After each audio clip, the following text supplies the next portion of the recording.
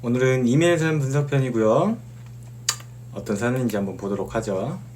안녕하세요 시호님. 제가 너무 하고 싶어 이렇게 염치불구하고 이메일 상담을 드리게 되었습니다. 뭘 염치까지 보십니까? 저는 성소수자입니다.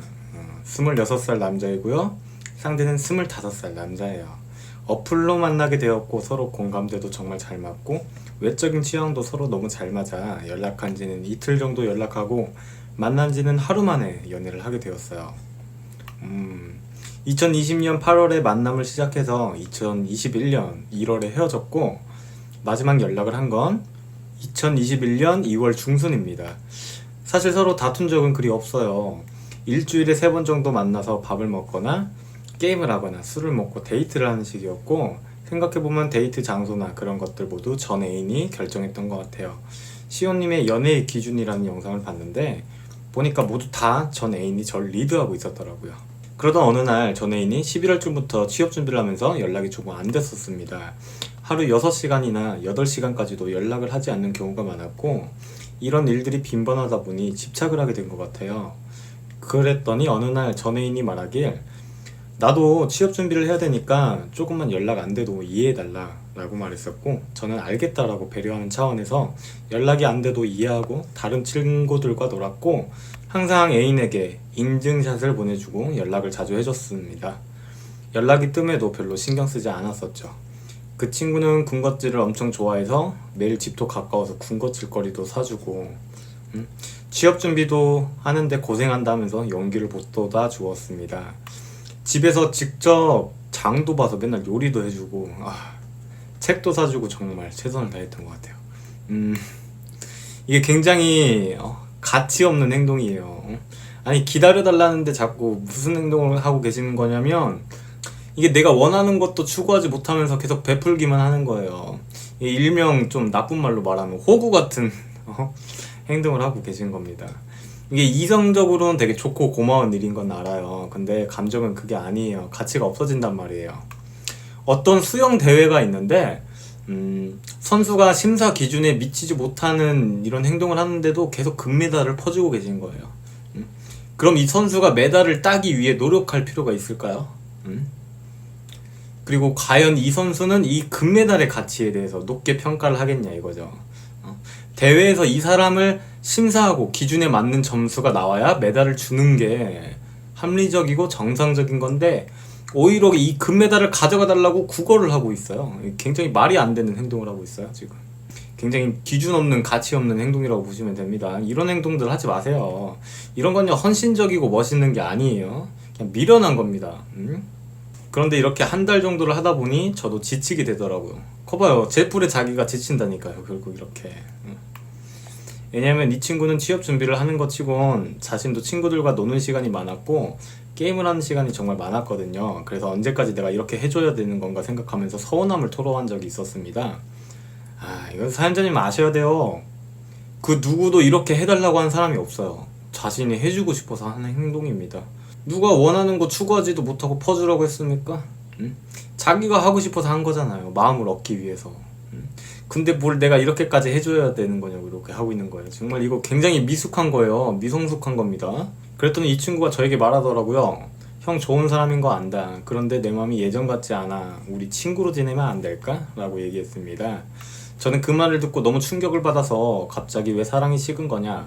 취업 준비 때문이라면 내가 좀 더 기다려주겠다라고 했는데 A는 그럴 필요 없다고. A는 취업 준비 때문에 도저히 스트레스 받아서 날 만날 상황이 아니다. 그만해달라고 단호히 나오더라고요. 만나서 한참을 매달렸지만 잡히지 않았어요. 그래서 결국 1월에 이별을 선고받고 2주 뒤에 연락을 했었습니다.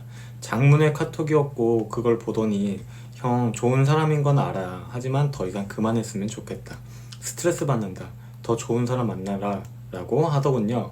그리고 그 말에 한 번만 다시 생각해보면 안 되겠냐라는 말을 끝으로 카톡을 차단당했습니다. 그리고 2월 초에 성소수자만 이용하는 어플을 통해서 이 친구가 다시 어플을 하는 걸 보게 되었어요. 멘탈이 많이 나갔지만 일부러 모르는 척 했고 저도 다른 사람을 만나보기 위해 노력했고 그러는 도중에 이 친구가 어플에서 갑자기 사라져 있었는데 알고 보니 저를 차단을 했더라고요. 정말 이해가 안 됐었습니다. 그리고 인스타를 봤었는데 그날 저를 저격하듯이 굉장히 슬픈 노래를 해놓고 일주일간 그런 행동을 계속했었어요. 이게 왜 그런 거냐면요, 이 사람도 헤어지고 싶어 미치겠어서 헤어진 게 아니라니까요. 잘 해보고 싶었지만 마음이 안 가니까 안 돼서 헤어진 거죠. 이제 사연자님께서 어플을 통해 다른 사람을 만나고 하니까 그 사람도 멘탈이 흔들리는 거예요. 그래서 차단을 해놓고 자기 감정은 그렇게 인스타로 표현을 하고 있는 거다라고 보시면 됩니다. 뭐 아무 의미 없는 행동이에요. 그래서 이번엔 전화를 했는데 전화를 받더라고요. 그랬으면 안 됐는데 자기 자신도 형 같은 사람 못 만날 거 아는데 너무 두렵다. 하지만 다시 잘해보고 싶은 생각은 없다. 이렇게 말하길래 감정적으로 또다시 만나자고, 잠깐이라도 만나자고 한 뒤에 전화까지 차단당한 상태입니다. 도저히 왜 이런 행동을 하는지 이해가 되지 않았습니다. 취업 준비 때문에 헤어졌는데 어플은 다시 하고 저를 차단하더니 슬픈 노래를 올리고 저를 가지고 노는 게 아닌가 싶더라고요. 정말 화도 나고 분노도 치솟는데 다른 마음 한켠에서는 정말 제 이상형이었고 재회를 하고 싶은 욕망이 있습니다. 과연 재회의 가능성이 있을까요? 현재는 올차단 상태인 것 같아요. 이 친구의 어플을 했던 심리 상태 궁금합니다. 취업 준비의 상황이 해소되면 저 같은 성소수자도 재회가 가능할까요? 너무 답답합니다. 긴 글 읽어주셔서 감사합니다. 자, 재회 가능성에 대해서 또 이렇게 질문을 주셨는데, 재회는 상황이 문제가 아니면 다 된다고 말씀드렸어요. 전반적으로 상황을 보니까 이제 취업 준비 때문에 이 사단이 발생했다고 보기엔 조금 어려운 것 같아요. 이별의 원인이 좀 취업 때문이라고 보기엔 좀 힘들어요. 왜냐면 상대방 이제 전체적인 상태를 보면은 취업 준비를 그렇게 열심히 하진 않아요. 친구들 만날 거 다 만나고 게임도 하고 이러고 있단 말이죠. 이거는 권태 현상이에요. 취업 준비 때문이라기보다는 솔직히 말해서 그냥 연애가 되게 재미없었을 것 같아요. 제가 보기엔 상대방이 이게 데이트도 다 리드하는 시기였고, 사연자님은 뭘 하고 싶은 게 없는 사람인 것 같아요. 퍼주기만 해. 이게 제가 보기엔 그래서 연애 전체가 되게 재미없었을 것 같아요, 상대방은요. 그래서 자기가 마음이 예전 같지 않다라고 한 것 같습니다. 가치가 떨어진 거예요. 그냥 좀 잔인하지만 너무 재미없었던 거야, 연애가. 그러니까 한마디로 취업 준비는 헤어지는 빌미에 가깝지 않나라고 생각됩니다. 제가 보기에 가장 크게 작용했던 건 취업 준비보단 그냥 연애 자체가 재미가 없었을 것 같아요. 그리고 뭐 어플에서 자신을 차단한 심리에 대해서 알고 싶다고 하시는데, 단편적으로는 저도 이제 자세히 알 수는 없지만 상황적으로 전체적인 상황을 이제 봤을 때 첫 만남에 이제 눈에 막 번개가 튀어서 바로 사귀셨잖아요. 이런 게 되게 흔치 않은 일이거든요. 이게 보면 이제 성소수자 같은 분들 같은 경우도 우리가 일반적인 이성애자와는 다르게 만날 수 있는 기회가 한정적이다 보니까 저분도 이제 사연자님 같은 되게 잘 맞는 분을 되게 찾기가 힘든 거야. 그러니까 헤어지긴 헤어졌는데 이별의 시간을 제대로 가지지도 않았고 사연자님만한 조건을 가진 대체자가 없는 거예요. 그래서 또 힘든 거야. 그래서 이별의 노래를 올리고 뭐 이렇게 차단하고 이런 것 같습니다. 이성적으로 연락하면 안 되잖아요. 그런 심리라고 보시면 돼요. 사연자님이 보니까 약간 이 연애를 지속하는 이 그런 매력은 없는데, 이 1차적인 조건, 그러니까 뭐 외모나 몸매 이런 조건들이 굉장히 좋은가 봐요. 굉장히 좋을 것 같아요.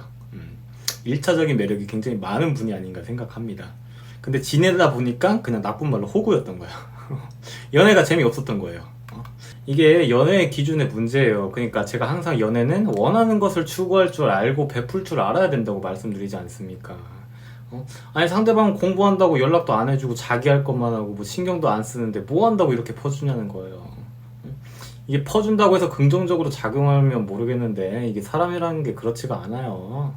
이게 내가 받은 만큼 분명히 베풀어 줘야 된다는 압박감이 있는데 그게 이제 그러고 싶지가 않은 거야. 가치가 낮아져 버리니까. 그러니까 이제 내가 마음이 식어서 이런 거다 이렇게 합리화를 하고 있지 않습니까? 그렇기 때문에 이렇게 기준이 필요하다는 겁니다. 나에게 노력하게 만들어야 될 거 아니에요. 아무 기준 없이 노예처럼 나 혼자 노력하는 게 이게 연애입니까? 이게 안타까운 게 특히 남성분들이 너무 이런 행동을 많이 해요. 이제 배운 적이 없으니까 자꾸 노력하고 참아주고 맞춰주면 다 된다고 생각해요. 그러니까 이런 일이 벌어진다는 걸 몰라요. 기준이라는 게 진짜 중요한 거예요. 재접근은 이제 영상에 나와 있는 것처럼 2월 중순에 이제 마지막 연락을 이렇게 하셨기 때문에 5월 중순쯤에 재접관 전략편을 참고해서 그대로 하시면 되는 거고요. 기준에 대해서 공부만 하시고 뚜렷한 기준을 가지고 대하기만 하시면 재해는 그냥 됩니다. 걱정하실 게 없어요. 동성애자든 이성애자든 이 인간관계라는 틀은요 절대 변하지 않기 때문에 방법이 달라지지는 않습니다. 아무 상관없어요. 선생님 좀 기준 좀 가지고 행동하셨으면 좋겠어요. 이렇게 퍼주지 마시고요. 헌신적인 건 멋있는 게 아닙니다. 미련한 겁니다. 자, 이렇게 오늘 사연 분석 마치겠고요. 연애 비타민 시온이었습니다. 감사합니다.